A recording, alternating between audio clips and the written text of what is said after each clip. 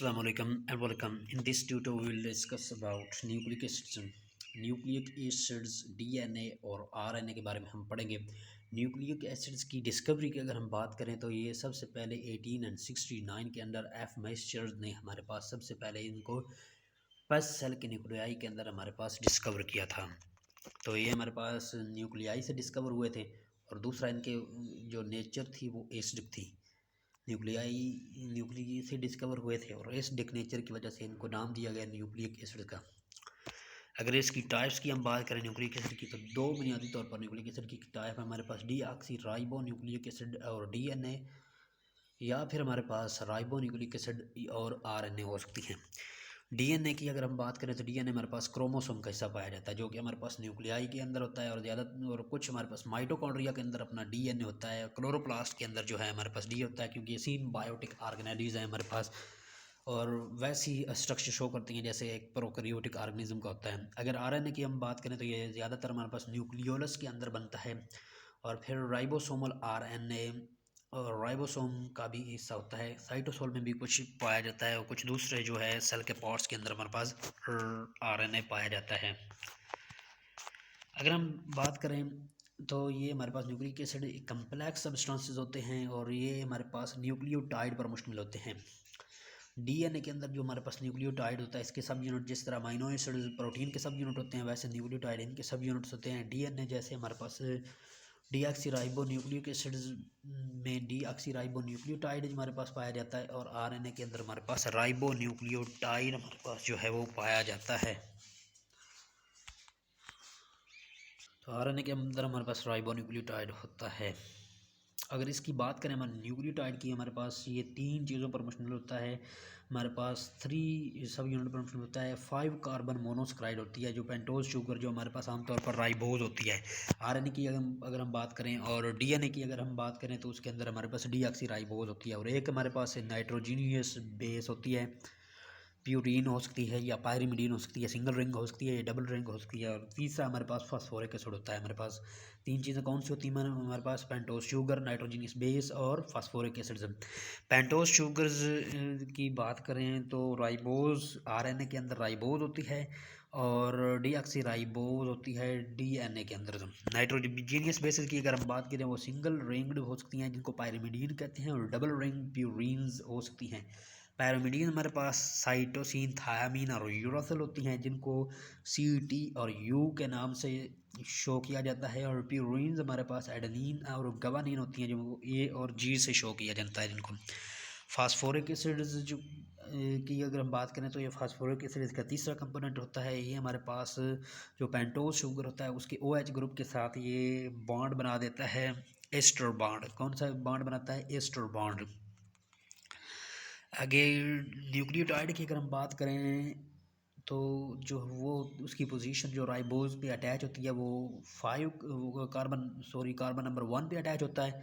और अगर हम बात करें जो फास्फोरिक एसिड की बात करें वो राइबोज के 5 कार्बन के ऊपर अटैच होता है। इसका स्ट्रक्चर अगर हम नीचे ये देखें तो ये इसका स्ट्रक्चर होता है एक न्यूक्लियोटाइड का जिनके बार बार मिलने से और फास्फोडाइएस्टर बॉन्ड के ज़रिए से आपस में मिलने से हमारे पास ये बनता है आरएनए या डीएनए या न्यूक्लिक एसिड। इसमें हमारे पास एक नाइट्रोजीनियस बेस होती है जैसे हमारे पास इधर एडेनिन है जो कि हमारे पास प्यूरीन बेस है और ये हमारे पास राइबोज शुगर होती है जो कि हमारे पास आरएनए में पाई जाती है और ये फास्फेट ग्रुप।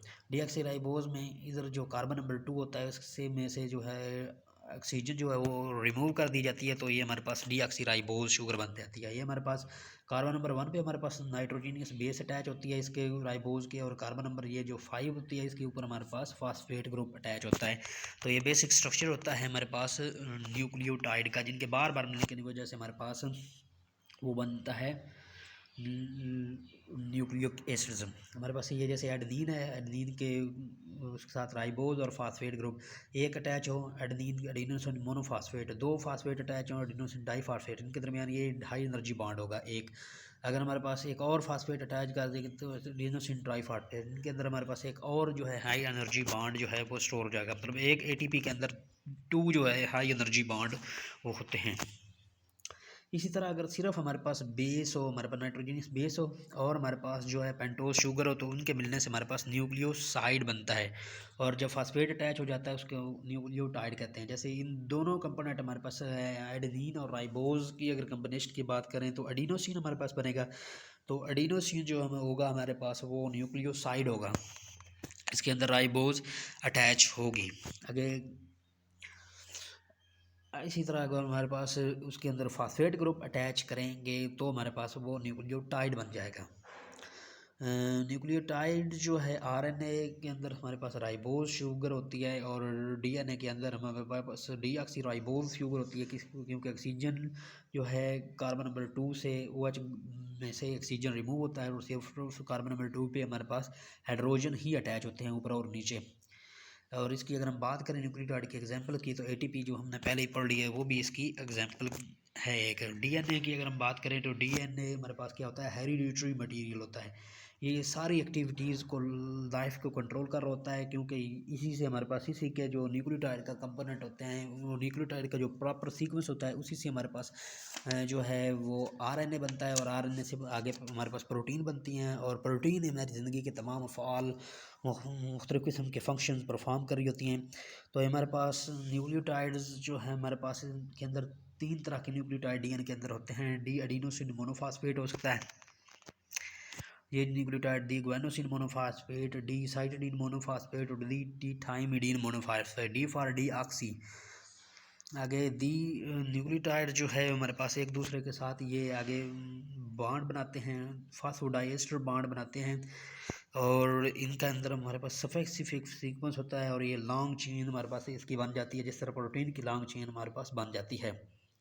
टू न्यूक्लियोटाइड जो है हमारे पास जब एक दूसरे के साथ मिले होते हैं तो उसको डाई न्यूक्लियोटाइड कहते हैं। जब 3 बन जाते हैं तो ट्राई न्यूक्लियोटाइड, जिस तरह डाई पेप्टाइड और ट्राई पेप्टाइड बनता है, इसी तरह डाई न्यूक्लियोटाइड और ट्राई न्यूक्लियोटाइड कहते हैं। डाई न्यूक्लियोटाइड की अगर हम बात करें निकोटीनामाइड एडेनिन डाई न्यूक्लियोटाइड जो है NAD से जिसको शो किया जाता है, ये डाई न्यूक्लियोटाइड की एक एग्जाम्पल होती है। ये हमारे पास कोएंजाइम के तौर पर एक्ट करता है मुख्तलिफ़ किस्म के ऑक्सीडेशन रिडक्शन रिएक्शन के अंदर सेल के अंदर। तो ये अगर हम टेबल में हम बात करें तो नाइट्रोजनस बेसिस कौन सी हो सकती हैं, adenine, uracil, guanine, cytosine, thymine. Adenine और ग्वानिन को क्या होती है हमारे पास प्यूरिन्स और बाकी हमारे पास जो 3 होती हैं वो पायरिमिडिन्स होती हैं। जो आरएनए के अंदर होती हैं हमारे पास न्यूक्लियोसाइड्स, राइबोज और नाइट्रोजनस बेसिस, तो वो एडिनोसिन, यूरिडीन, गुआनोसिन और साइटिडीन होती हैं। इसी तरह अगर हम बात करें डीएनए की तो उसके अंदर हमारे पास थाइमिडीन होती है, यूरासिल नहीं होता। और थाइमिडीन हमारे पास जो है वो नहीं होती है हमारे पास आरएनए में, ये डिफरेंट होता है। हमारे पास यूरासिल जो है हमारे पास सिर्फ आरएनए में पाया जाता है और जो थाइमिडीन है वो हमारे पास डीएनए के अंदर पाई जाती है। बाकी एडिनोसिन, गुआनोसिन और साइटिडीन दोनों के अंदर पाई जाती हैं। इसी तरह हमारे पास बात करें तो इनके अंदर जो बेसिस होती हैं हमारे पास न्यूक्लियोसाइड जो होते हैं वो D adenosine, D guanosine, D cytidine होते हैं। क्योंकि इनमें कार्बन नंबर 2 के ऊपर हमारे पास कार्बन जो है ऑक्सीजन होता है वो रिमूव होता है, इसलिए deoxyadenosine, deoxyguanosine, deoxycytidine और डी ऑक्सीथाइमिडीन होता है। और आरएनए के अंदर हमारे पास एडिनोसिन, यूरिडीन, गुआनोसिन और साइटिडीन होता है और डी ऑक्सी नहीं होता। आगे इसके हमारे पास न्यूक्लियोटाइड की बात करें तो ये बाकी सेम है। एडिनोसिन मोनोफॉस्फेट तो इधर क्या होगा, डी ऑक्सी एडिनोसिन मोनोफॉस्फेट जो है इसका अंदर हमारे पास एक ऑक्सीजन रिमूव होगा। तो बाकी हम बाद में पढ़ेंगे।